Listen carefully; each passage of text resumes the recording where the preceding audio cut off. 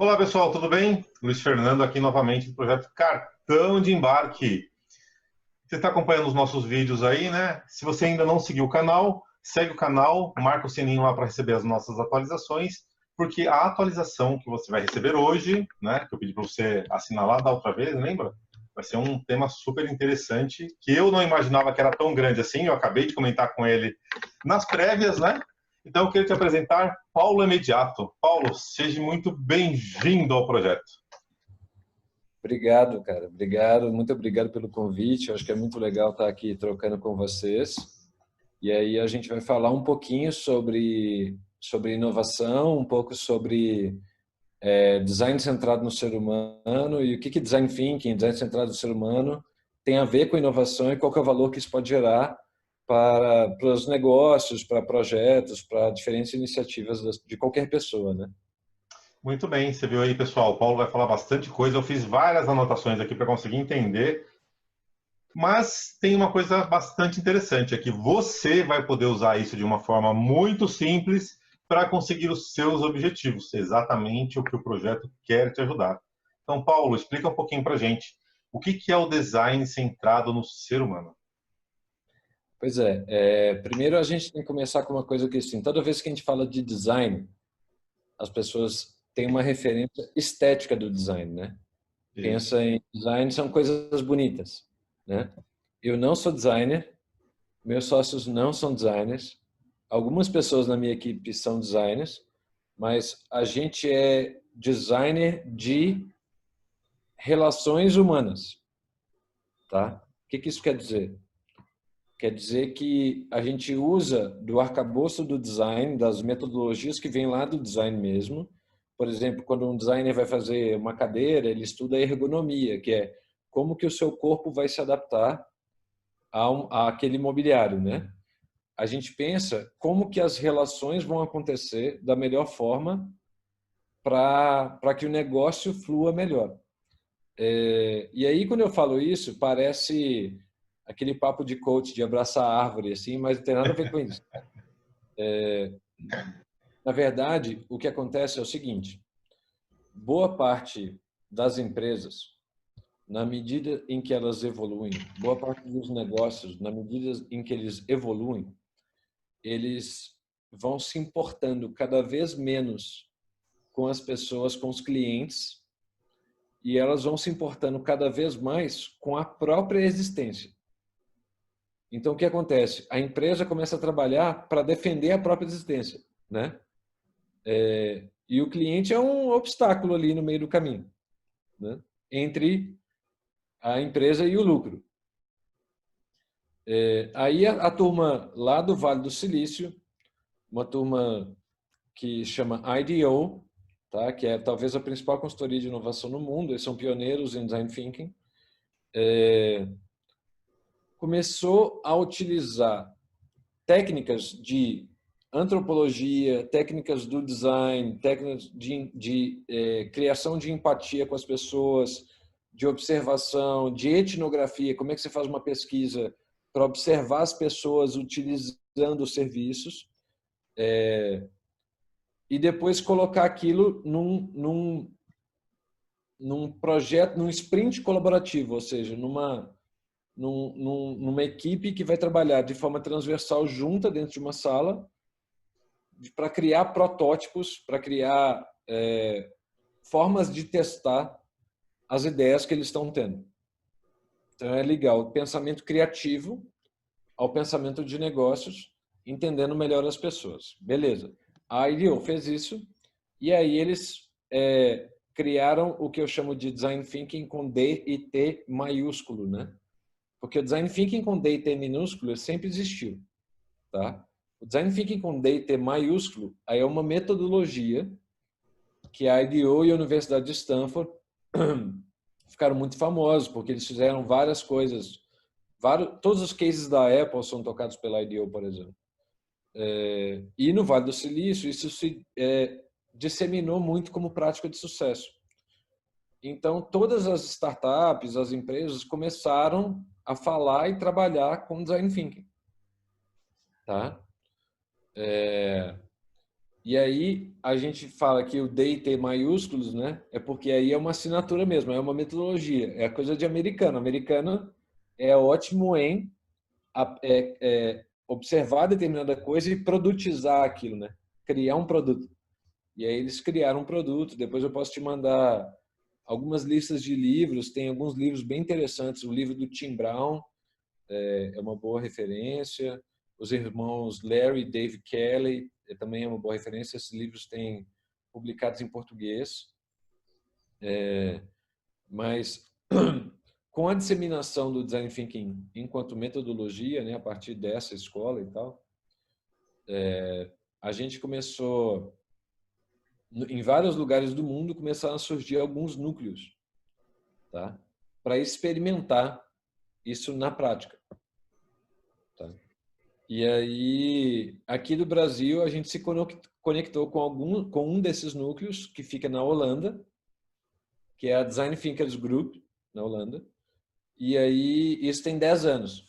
E hoje a gente está... Eles começaram lá em 2007, a gente se conectou em 2010, e hoje a gente está em 29 países. E o que a gente faz é, a gente entra nas empresas, e aí eles têm geralmente, as empresas, as organizações geralmente têm algum desafio específico para resolver, ou quer lançar um produto novo, ou quer fazer um serviço novo, ou está com algum problema na experiência do cliente, em alguma coisa desse tipo. E aí eles chamam o time da Design Thinkers, no caso sou eu e minha equipe, para tocar esse processo. Esse processo ele é baseado em 3 grandes pilares. Tá? O primeiro pilar, o primeiro ponto mais importante de trabalhar com Design Thinking é trabalhar a empatia. Quando eu estou falando da empatia, eu vou voltar naquela historinha da empresa que começa a trabalhar só para ela mesma, né? Toda vez, por exemplo, que a gente experimenta, a gente tem várias experiências de serviço que são eventualmente ruins ou decepcionantes, sei lá, TV a cabo, cartão de crédito, companhia aérea, a gente sempre tem uma experiência ruim, né? Não é difícil que isso aconteça, né? Essa experiência geralmente é ruim porque essa experiência ela não foi desenhada para você pensando no que é importante para você. Ela não foi desenhada para o cliente pensando no que é importante para o cliente. Ela foi desenhada para o que é importante para a empresa, né? Então, o que a gente faz é tentar inverter essa história. Então, a gente vai a campo, normalmente, com as equipes das empresas. Ou se eu tenho que, por exemplo, lá no Sebrae, a gente já fez isso várias vezes, eu tenho que criar um negócio novo. O que a gente fazia? Andava com um caderninho de problemas. Quer dizer o quê? Eu andava observando as pessoas na rua, prestando atenção nas pessoas utilizando os serviços, para ver que tipo de problema, que tipo de desafio elas tinham. Qual que era a parte difícil em usar determinado serviço, né? Eu vou te dar um exemplo simples de como é que é essa empatia na prática, tá? Eu sou de Belo Horizonte e aí em Belo Horizonte tem um lugar muito bonito que é onde toca a Orquestra Filarmônica, certo? Toda vez que eu chego na Orquestra Filarmônica, tem uma fila de taxistas. E é o único lugar de Belo Horizonte que tem uma fila de taxistas. É lá e na porta do hospital. E aí, por que que nesses lugares tem uma fila de taxistas ainda? Porque o público mais velho não tem uma relação tão amigável com os aplicativos de mobilidade. Então, como eles têm alguma dificuldade na interação com os aplicativos de mobilidade, eles ainda usam táxi. Porque eles acham mais fácil entrar no táxi, pagar em dinheiro ali e resolver, né? Não quer ter o problema de entrar no aplicativo.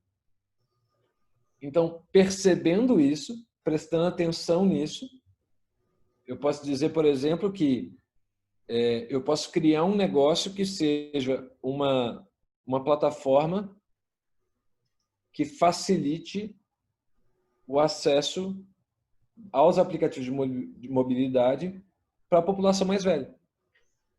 Porque do jeito que é hoje, os aplicativos não funcionam bem para eles. Por exemplo. E aí eu vou testar, né? Vou criar. Aí vamos para o segundo passo, né? O primeiro passo é empatia, ou seja, eu entender a dor deles, a dificuldade deles. Ou seja, eu fui lá e eu entendi que para esse público existe uma dificuldade em utilizar o aplicativo de mobilidade, por exemplo. Aí o que eu vou fazer é, eu vou tentar convidá-los e vou tentar trabalhar com um grupo mais diverso possível, tá?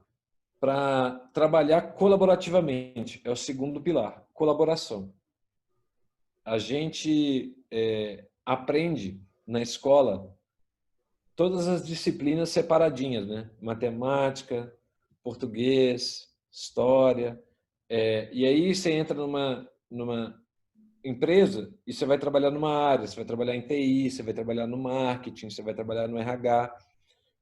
Só que os problemas, eles não têm uma disciplina específica. Os desafios, eles não têm uma disciplina específica.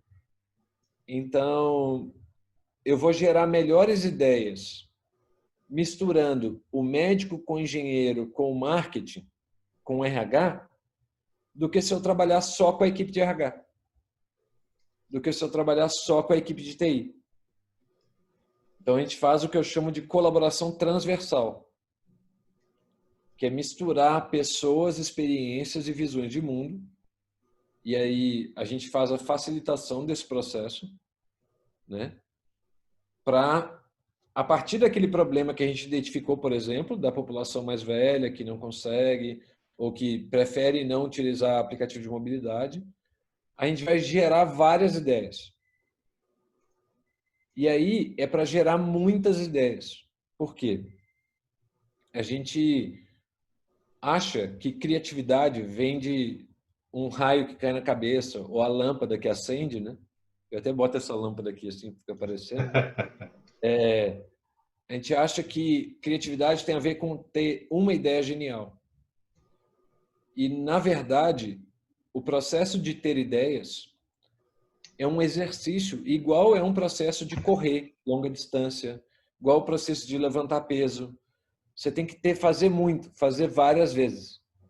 Quanto mais você faz, melhor você fica. Então, a criatividade pode ser treinada, né? Pode ser treinada de algumas maneiras, tá? A primeira maneira é fazer um caderninho de problemas. Tudo aquilo que você vê que é diferente, que é estranho, que te chama atenção, que não funciona, anota e guarda. A segunda é repertório. Gente curiosa, gente que quer saber mais de tudo, tende a ser mais criativa. Quanto mais repertório você tem, provavelmente mais criatividade você vai ter. Por quê? Você vai poder criar. Criatividade é a conexão entre pontos que não necessariamente estão no mesmo contexto. Então, você consegue misturar coisas, referências na sua cabeça. E isso te torna mais criativo. Tá? E a terceira é testar, testar, testar. Fazer muitas vezes.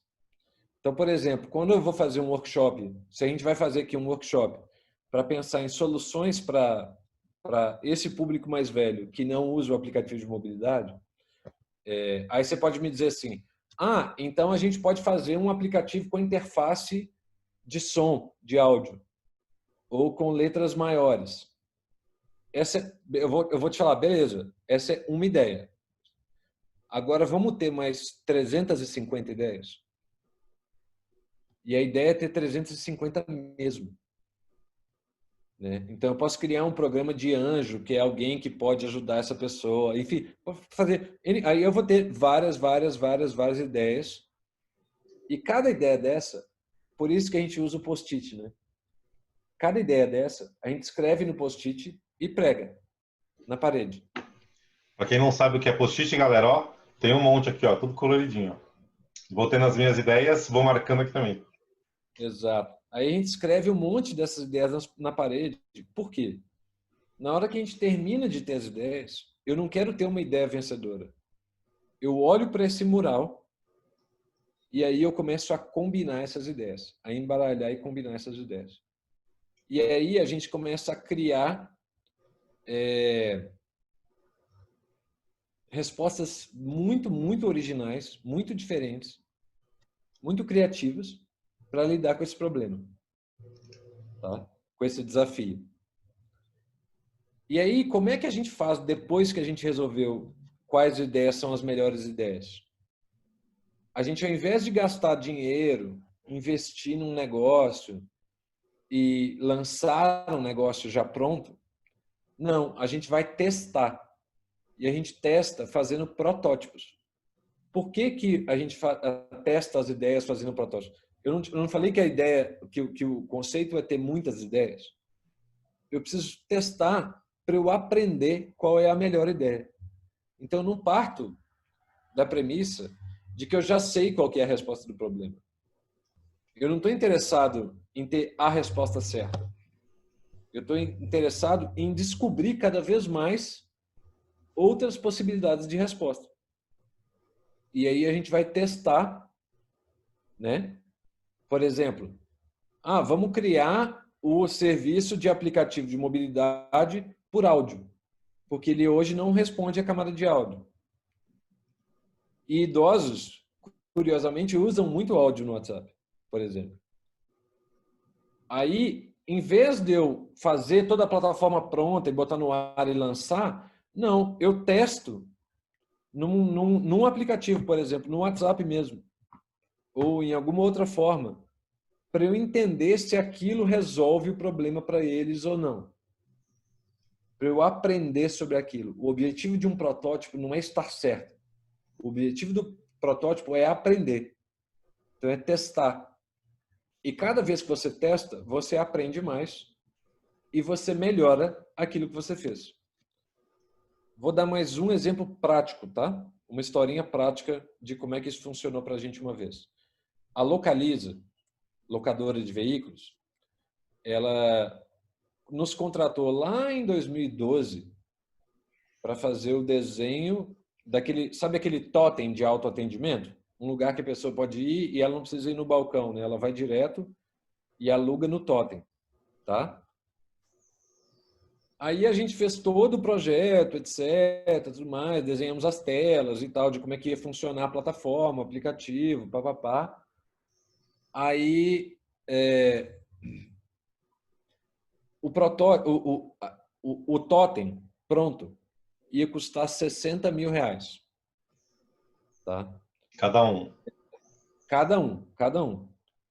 Antes de mandar fazer o que a gente falou? Ô, gente, a gente foi para a reunião com a diretoria, falou, ô, gente, deixa a gente fazer um protótipo. Aí eles, não, que isso? Você vai levar um totem horroroso de madeira lá, vai dar defeito, você acha, meu cliente... Imagina, e aí engraçado foi assim, eles falaram, imagina se desse um diretor da Vale, que é um grande cliente da Localiza, imagina se desse um diretoria da Vale e faz isso, etc, e vai ter lá vocês testando um negócio que não está pronto. Isso é em 2012, tá? Hoje, a Localiza passou por um processo de grande transformação e hoje é uma das empresas mais inovadoras da América Latina. É muito legal, a cultura mudou muito, as pessoas mudaram muito. Eles, por exemplo, hoje nem contratam a nossa consultoria mais porque já tem dentro da companhia pessoal que já toca o processo de Inception, de Design Thinking, etc. Mas, enfim, aí eles falaram que a gente não podia de jeito nenhum fazer o totem. O que a gente fez? A gente fez assim mesmo. A gente foi lá para o aeroporto de Confins. O meu sócio teve o cuidado de vestir um macacão verde. A gente pendurou nas costas dele um iPad. E nesse iPad, a gente tinha feito o protótipo das telas, que é como se fosse um PDF, um arquivo navegável. Tá? O macacão verde, porque é a cor da Localiza. Aí eu pendurei o iPad nas costas do meu sócio. A gente passou um monte de fita crepe no chão. E quem foi a primeira pessoa que desceu do avião? O diretor da Vale. Aí a gente chamou o diretor da Vale e falou, olha, oi, tudo bem? Como é que vai? Não sei o quê. Então, a gente sabe que você é um cliente prioritário da companhia, assim, assado. A gente queria te convidar porque nós estamos testando um serviço novo. Você pode ajudar? Esse cara amou ter sido convidado. Ele amou no nível que ele mandou um e-mail para o presidente da Localiza, elogiando, porque ele ficou muito feliz de ter sido considerado como um cliente, a opinião do cliente.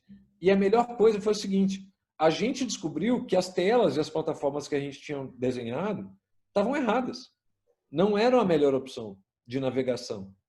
Então a gente teria gasto aí 60 mil reais para fazer um totem à toa, né? Testando da forma mais simples possível, né? Então o processo da Enfic pressupõe isso, fazer esse tipo de teste, tá?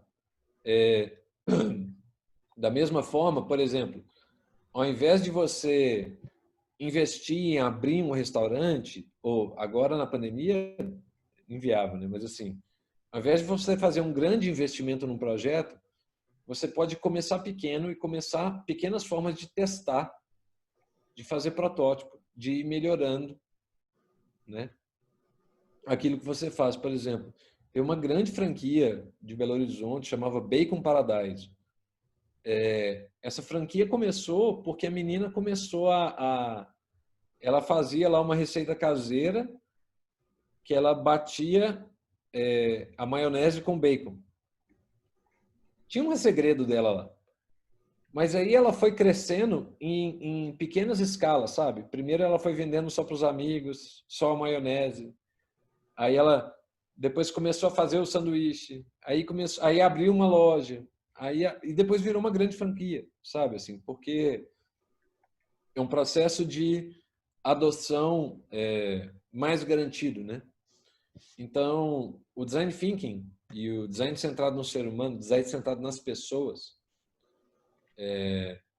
o que ele traz de novo é justamente trazer de volta as pessoas para o centro do processo. Ou seja, eu botar o diretor da Vale para testar, é a menina que testa lá a maionese e vê se funciona.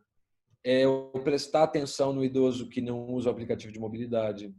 Ou, por exemplo, a gente já fez uma vez, a gente fez um trabalho para uma rede hospitalar. E uma coisa que a gente prestou atenção, isso, gente, é só de prestar atenção, tá? Eu tô dando exemplo só para vocês, que são oportunidades de negócio, são oportunidades de projeto, tá? A gente foi fazer prestar atenção nas pessoas, fazer um processo de pesquisa numa rede hospitalar. O que a gente reparou? Que normalmente quem vai ao hospital não vai ao hospital sozinho. E nenhum hospital tem um desenho da experiência para o acompanhante.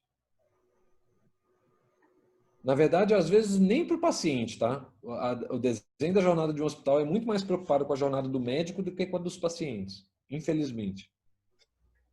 Raras as exceções, tá? Mas ele é mais centrado entre os clientes, e mais centrado no paciente. Então, a vida de quem é um acompanhante no hospital, a experiência de quem é um acompanhante no hospital é um problema. E é tanto um problema que às vezes vira um problema para o próprio doente. Porque o doente fica preocupado com o acompanhante que não tem onde ficar, não tem banheiro direito, não tem onde comer direito, não tem conforto, não tem nada. E está ali, né? Naquela maratona. Então, um dos processos que a gente criou foi pensar uma jornada de experiência e atendimento para os acompanhantes de quem vai ao hospital. Né? Eu estou falando de um hospital privado, tá? Porque isso seria um grande diferencial de serviço. Né? Além de tudo que eu posso fazer pelo paciente, eu cuidar também da pessoa que está ali. Né? Isso é resultado de um processo de pesquisa. Entende? Então, nada brota da cabeça, né? Não adianta você ficar sentado na cadeirinha. Existe um esforço imenso por trás disso de querer buscar de buscar um problema, né, para depois buscar uma solução. Isso. Então, por exemplo, a gente é apaixonado pelo problema em tudo. Eu e os meus sócios, a gente fica brincando. A gente tem uma equipe hoje de 11 pessoas, mais ou menos. Mas a gente fica brincando que a gente adora ficar brincando de zoológico humano. E aí, de forma nenhuma pejorativa, pelo contrário, mas é prestar atenção nas pessoas. Sabe? De ficar assistindo as pessoas, de gostar de prestar atenção no bom sentido, no melhor sentido, nas pessoas. E de ver como elas usam o que elas usam, ver como elas fazem o que elas fazem. Entender quais são as experiências que aquelas pessoas têm. Para a partir daí, ter ideias. Né? Então, por exemplo, em qualquer projeto, em qualquer coisa, qualquer ideia de negócio que você tenha, você quer empreender. Primeira coisa para você empreender, presta atenção nas pessoas. Presta atenção no seu público. Presta atenção no comportamento de com quem que você vai trabalhar. Né? E para quem você vai trabalhar. E aí, porque quanto mais você presta atenção, melhor vai ser calibrada a sua ideia. Se você tem uma ideia de negócio que é uma coisa que é importante para você, isso não é uma ideia de negócio. Uma ideia de negócio tem que ser uma coisa que é importante para os outros. Por quê? Porque quem financia o seu negócio são os outros. Ninguém vai te pagar pelo aquilo que é importante para você. Eu vou te pagar pelo que é importante para mim, pelo valor que você gera para mim. Certo? Então, se você tem um negócio comigo, você tem que prestar atenção em mim e não em você. Quebrar essa lógica é muito importante. E Muito difícil importante. também, né? Muito importante. Porque muitas vezes a gente apaixona por uma ideia de alguma coisa que é muito... eu amo isso, essa ideia é genial e isso é muito importante para mim. Beleza, mas quem garante que é importante para o mercado? Quem garante que isso faz sentido para as pessoas? Quem garante que isso resolve o problema de alguém? Né? Por isso que tantos negócios fecham tão prematuramente. Isso é um dos fatores, né? Eu acho que 34% dos negócios, de todos os negócios digitais do mundo, fecham por causa do que eles chamam de Product Market Fit, que basicamente é a adequação entre o que eu faço e o que o cliente recebe. Né? Qual que é o fit desse mercado? De que forma eu resolvo o problema para alguém? Né? Se fosse fácil, não seriam tantos negócios assim fechando, né? Por causa disso. Pois Isso é. eu tô falando mais, isso pesa mais do que capacidade de gestão, pesa mais do que financiamento, acesso a capital, pesa mais do que infraestrutura. É entender muito profundamente a dor ou o desafio ou o problema que você quer resolver para quem. Entendi. Voltando um pouquinho no assunto, Paulo, você comentou que o Design Thinking ele consegue ajudar esses problemas baseado em 3 pilares. O que eu anotei aqui, faltou um, na verdade, foi ser empático, né? Entender realmente qual a dor do outro, fazer a colaboração entre os atores dessa situação, e qual que é o terceiro? O terceiro é o protótipo, É o protótipo mesmo? que é o terceiro pilar é a experimentação.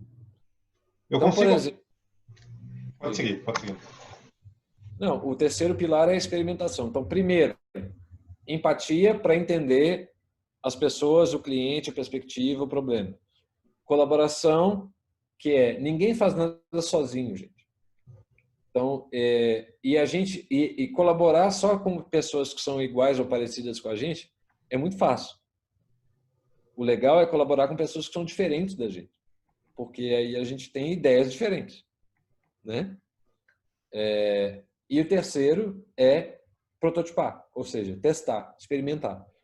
Não partir da premissa, não assumir que eu tenho uma resposta pronta, tá? Ou que eu já sei como resolver um problema. Eu quero descobrir mais formas sempre. Tá? Então, esses são os 3 pilares para qualquer coisa. como eu consigo aplicar isso na vida pessoal, né? Tirando um pouquinho da vida profissional, que eu vou conseguir resolver vários problemas, identificar vários pontos e fazer por que a empresa não cresce, ou então por que o meu pequeno negócio não cresce. Agora, eu consigo fazer essa aplicação na minha vida? Olha, eu acho que sim. Tem algumas dinâmicas que são até curiosas. A gente tinha um sócio na empresa que ele fazia a facilitação das DRs com a esposa dele usando o Design Thinking. Era engraçado. Aí eles pegavam no Canvas, né, que é a ferramenta que a gente usa, pegavam vários post-its dos argumentos e tal. É muito curioso. Mas tem alguns elementos que eu acho que dá para levar para a vida pessoal. O primeiro é exercitar a capacidade de escuta e de observação para ser uma pessoa cada vez mais empática. Tá? Se tem uma coisa que é receita de sucesso, é ser mais empático. Funciona no trabalho, funciona na balada, funciona com os amigos, funciona na política, funciona em qualquer lugar. Se você é uma pessoa que escuta com mais atenção e presta mais atenção no outro, você está estrategicamente em vantagem. E o ser empático nessa situação não é sentir a dor da outra pessoa. Seria entender a dor que ela está passando e como eu poderia ajudá-la a sair dessa situação? Na verdade, assim, a gente não consegue... existe aquela história da empatia, é se colocar no lugar do outro. Isso é impossível. É impossível se colocar no lugar do outro. Mas eu consigo perceber ou experimentar o quanto aquele lugar pode ser difícil, né? Por exemplo, a gente fez uma experiência uma vez com cadeirantes. E aí a gente ficou uma semana meio que fazendo várias coisas com a cadeira de rodas, para entender quais eram as dificuldades de uma pessoa que tem cadeira de rodas. Isso é ser empático.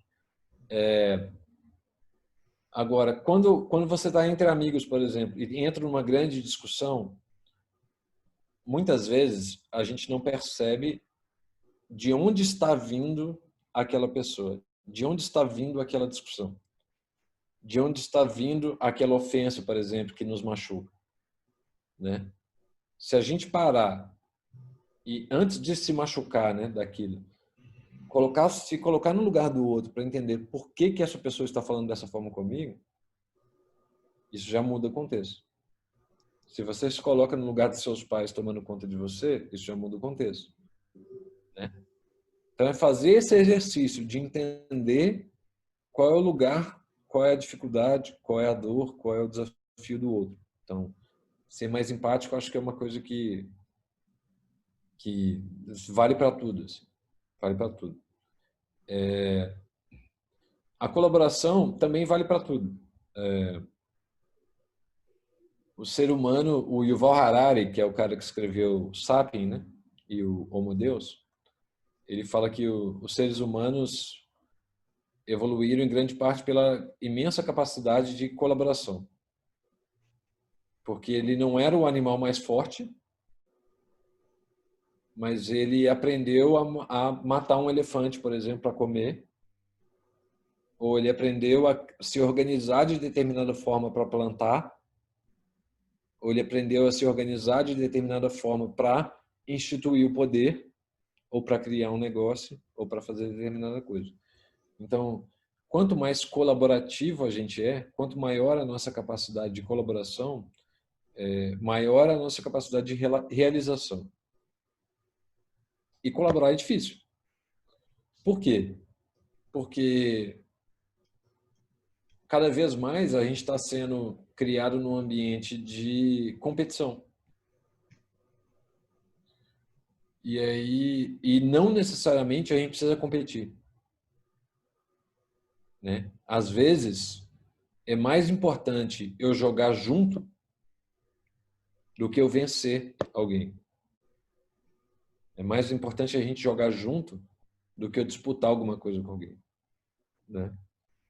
E o terceiro, que é a experimentação ou protótipo, né? Eu acho que é uma lição um pouco de humildade da gente não partir da ideia de que a gente já sabe qual é a resposta para algum problema, para alguma coisa que acontece. Assumir com base na nossa experiência. Ah, não, então eu já sei. Isso aconteceu por causa daquilo. Eu já tiro conclusões precipitadas. Então é abrir mão um pouco desse lugar das conclusões precipitadas para descobrir o que está por trás dessas conclusões precipitadas. Isso é um desenho, não um desenho, né, mas é um pensamento bastante interno, né, e difícil conseguir também fazer o não julgamento em cima de uma situação que esteja acontecendo. Porque quando a gente fala em colaboração, né, o que está me vindo na cabeça agora é exatamente aquela parte que você falou da escola. Na escola a gente aprende matemática ali, português ali, ciências ali. Mas a vida é uma mistura de todas essas matérias, né? Então, quando vem uma dúvida, a dúvida não vem apenas voltado para a matemática ou voltado para a língua portuguesa. Então, a colaboração é conseguir se entender, né? Porque quando eu recebo eu acredito nisso, né? Quando eu recebo uma informação de alguém que aquilo me machucou, aquilo provavelmente provavelmente uma forma que eu penso também, só que alguém falou, né? Então, tipo, tem uma frase que eu ouvi na internet uma vez, eu não lembro quem contou, que falava assim: bateu, doeu, toma que é teu, né? Então, se alguém fala, alguma coisa bate em você e dói, esse negócio realmente é para você. E tá no ambiente colaborativo, é difícil para você conseguir manusear eu vou chamar de manusear, né, esses pensamentos para que isso não aconteça. Existe uma característica que é mais fácil de fazer, algum atalho, ou realmente isso é um esforço que demanda uma necessidade intensa de cada um? Eu acho que é prática. E fazer muitas vezes. E fazer sempre. E parar um pouco para pensar. E eu estou falando isso, eu tenho muita prática em fazer isso em empresas. E para empresas. Mas eu sou super pavio curto, assim, estourado para um monte de coisa na minha vida pessoal, por exemplo. E tudo bem, assim, a gente tem, o ser humano tem suas limitações, né?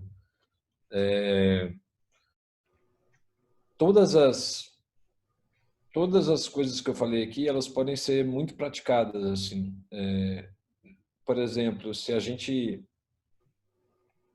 sair para uma conversa e a gente se propor a não falar nada, a só perguntar e ouvir. Esse exercício eu já fiz algumas vezes. É muito legal. É muito legal e é impressionante o quanto as pessoas se abrem. A gente acha que elas vão abrir, elas abrem tudo. Falam tudo, assim. Porque a gente está tão acostumado enquanto um está falando, o outro está falando, enquanto um está falando, você está pensando naquilo que você vai falar, né? Então, quando você chega em casa cansado do trabalho, você fala assim, nossa, estou tão cansado, geralmente você ouve o quê? Eu também. Então, a pessoa não responde para você, você está cansado por quê? Ela não tem interesse em descobrir o seu cansaço. Ela se coloca já direto. Então, se você quebra um pouco isso, você consegue trazer uma lógica mais empática para tudo, tá? Mas eu acho que é isso, assim, eu acho que isso ajuda, né? Isso ajuda. Agora, eu não tenho a pretensão de que as pessoas se transformem num guru budista e consigam solucionar todos os problemas, né? Mas essas são algumas formas da gente ampliar nossa visão de mundo, né? O mundo, por exemplo, que da nossa geração, foi o mundo dos especialistas. Então, as pessoas especializavam muito em determinados assuntos, determinados temas. As novas gerações, ou as próximas gerações, já vão estar num mundo muito mais generalista do que o nosso. Que além da especialidade, você tem que saber se misturar muito e lidar muito com a diversidade, em todos os aspectos. Diversidade não só humana, e de orientação e política e tudo mais, mas a diversidade de experiências, de conhecimento, de idade, de história de vida, de visão de mundo.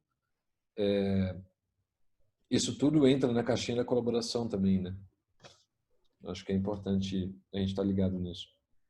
Muito bom. Paulo, você quer fazer... O nosso tempo está encerrando já. Você quer fazer um resumão, assim, do que você falou? Bom, vamos lá. Então, eu estou aqui com você já há algum tempinho. A gente conversou um pouco sobre Design Thinking e Design centrado no ser humano. São abordagens centradas no ser humano. E por que elas são importantes para os negócios e para a vida, né? Essas abordagens, elas funcionam mais ou menos a partir de 3 pilares, tá? O primeiro pilar é o pilar da empatia, que é entender mais profundamente o que é importante, qual é a dificuldade, qual é o problema que o outro está vivendo, para que eu possa pensar em possibilidades de resolver esse problema, seja num negócio ou criando uma empresa que faça aquilo, que ofereça aquele valor, alguma coisa nesse sentido, tá? Ou nas suas relações pessoais, né? O segundo pilar é a colaboração, que é trabalhar junto com pessoas, sobretudo pessoas que são diferentes de você, que têm conhecimentos diferentes, que têm repertórios diferentes, sempre vai trazer melhores ideias. E nunca se preocupar em ter uma grande ideia, mas ter várias, muitas ideias que podem se combinar entre si, tá? Quanto mais diversidade, quanto mais amplo, quanto mais curiosidade, quanto mais repertório a gente tem, mais criativo a gente é e melhores são as nossas ideias ao longo do tempo, tá? E o terceiro pilar é o pilar da experimentação ou dos protótipos, que é testar essas ideias sem assumir a certeza de que a gente já sabe qual é a resposta para determinado problema. É abrir mão das certezas que a gente tem para testar e aprender em menor escala. Para quê?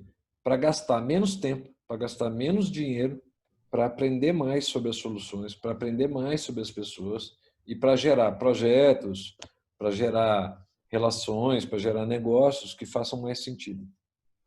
Beleza? Beleza. Paulo, e como que o pessoal consegue te achar nas redes sociais? Como eles podem te Olha, acessar? engraçado, eu assisti o Dilema das Redes tem mais de um mês, vai fazer um mês. E eu já estava pensando nisso, mas eu apaguei todas as minhas redes sociais. Eu saí de todas. Eu sempre fui muito presente nas redes, assim. Tinha, sei lá, não sei quantos mil seguidores, não sei aonde e tal, lá, lá. Mas aí eu deletei o meu aplicativo do Facebook, deletei o Instagram. A minha conta tá lá ainda, mas eu não tô. Mas se você procurar meu nome no LinkedIn, talvez você me ache, que é a rede profissional, né? Que é a rede social profissional. Essa eu tenho que manter por causa da empresa, tá? Mas se procurar Paulo Imediato no LinkedIn, provavelmente você vai encontrar alguma coisa sobre mim. Beleza? Ah, muito bem. Paulo, muito obrigado. E pessoal, os livros que o Paulo comentou no começo do vídeo, eu vou colocar na descrição para vocês darem uma olhada também, procurarem aí um PDF, mas não sou eu que estou falando PDF, tá? Vão lá numa loja, comprem a versão oficial dele. E é isso, pessoal. Obrigado, Paulo, pela sua presença. Esperamos tê-lo em breve aqui novamente. Adorei o tema do Design Thinking. Eu vou usar os meus post-its, porque geralmente eu só uso ele para fazer lembranças, mas agora a gente vê que tem outra utilidade muito melhor do que simplesmente anotar coisas que eu preciso fazer mais tarde. É isso. Obrigado, Paulo. Tchau, pessoal.